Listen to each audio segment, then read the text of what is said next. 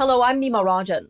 16 crime scenes across Nova Scotia, including 5 burnt buildings, is a lot of ground for investigators to cover as they dig deep into the weekend tragedy that left 19 people dead. Some families didn't even know as of Monday evening if their loved ones were among the dead, as the Police Forensic Identification Unit struggled to keep up with the pace of identifying those who were burnt in their homes.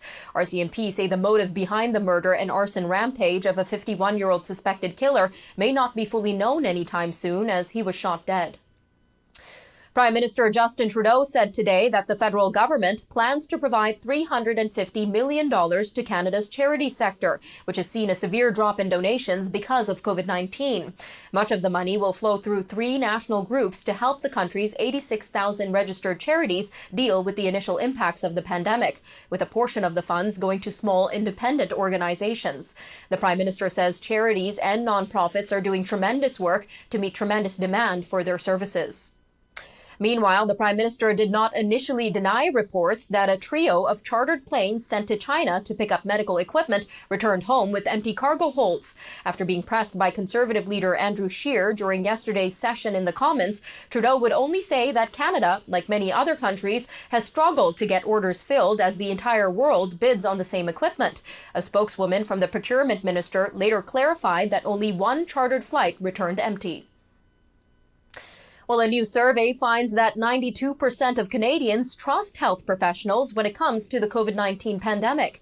81% trust public health officials in general, while 72% say they trust Chief Public Health Officer Dr. Theresa Tam. 54% trust Prime Minister Justin Trudeau.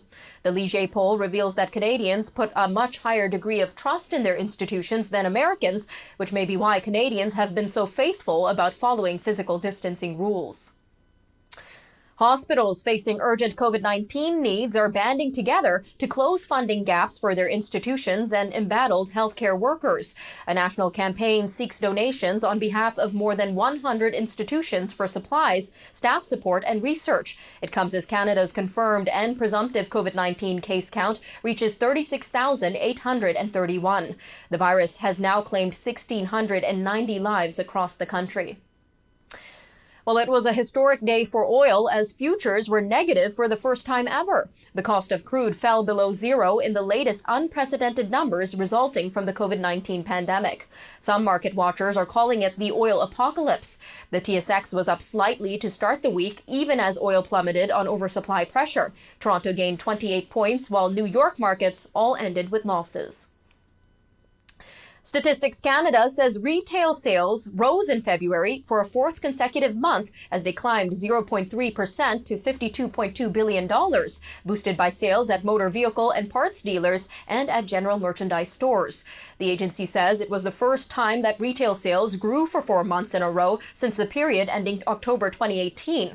Excluding motor vehicle and parts dealers, retail sales were unchanged for February. Economists had expected an overall increase of 0.2% in retail sales and 0.3% excluding autos, according to financial markets data firm Refinitiv. Well, Britain is marking Queen Elizabeth II's 94th birthday with Silence Tuesday as the nation is in lockdown amid the COVID-19 pandemic. The monarch decided that the celebratory display of military firepower would not be appropriate, nor the bells at Westminster Abbey. The royal family took to social media to share images of Elizabeth as she marks the occasion, but in keeping with social distancing rules, there will be no visits. The Queen will mark the day with her husband, the Duke of Edinburgh, who is 98, at Windsor Castle in Berkshire. In the U.S., the Trump administration and key U.S. congressional lawmakers say the two sides are close to sealing an agreement on more than $450 billion to help small businesses hurt by the novel coronavirus. Most of the funding would go to boost a small business payroll loan program that has run out of money, with additional help given to hospitals. Billions more will be spent to boost testing for the virus. U.S. President Donald Trump said he expects a Senate vote this week. Well, the head of the World Health Organization is raising new alarms about the coronavirus pandemic. This comes as many countries start to ease restrictive measures. WHO's Director General says the worst is yet ahead in the coronavirus outbreak and that contact tracing is key to getting on top of the pandemic. Italian Premier Conte is confirming that Italy can start reopening on May 4th. However, the premier doused any hopes of a total easing of some of the strictest lockdown measures. He indicated that moves to relax the restrictions would be announced by the end of the week and that they would take into account the different circumstances among regions. Police in Spain have arrested a suspected Islamic State fighter described by police investigators as a dangerous extremist. They also arrested 2 other people who are being investigated for possible links to religious extremist groups. The 3 had confined themselves into an apartment amid the strict lockdown that Spain had imposed to combat the coronavirus pandemic. Spain's Interior Ministry says police have arrested nearly 400 people connected to extremist religious groups since 2012. The founder of a bookshop specializing in texts critical to China's Communist Party leaders was attacked with red paint in Taiwan. Lam Wing-Ki was assaulted while he was sitting alone at a coffee shop. Mr. Lam was one of 5 shareholders and staff at the Causeway Bay Bookshop in Hong Kong, which sold books and magazines said to describe the inside lives of Chinese leaders and the scandals surrounding them. He was put into Chinese custody in 2015 and was released on bail and allowed to return to Hong Kong in June 2016. Well, on Holocaust Remembrance Day, Israel's aging population of Holocaust survivors find themselves much like they were during the Second World War, alone and in fear of the unknown.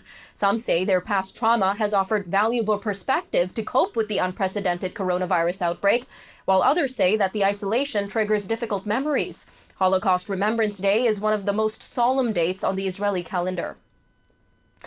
Luxury menswear company Samuelson has reopened its Montreal factory to start making surgical gowns for doctors, nurses, and first responders in Quebec. That means nearly 150 employees are back at work. Samuelson will fill an initial order of 200,000 disposable surgical gowns made of medical-grade material and plans to explore production of reusable gowns.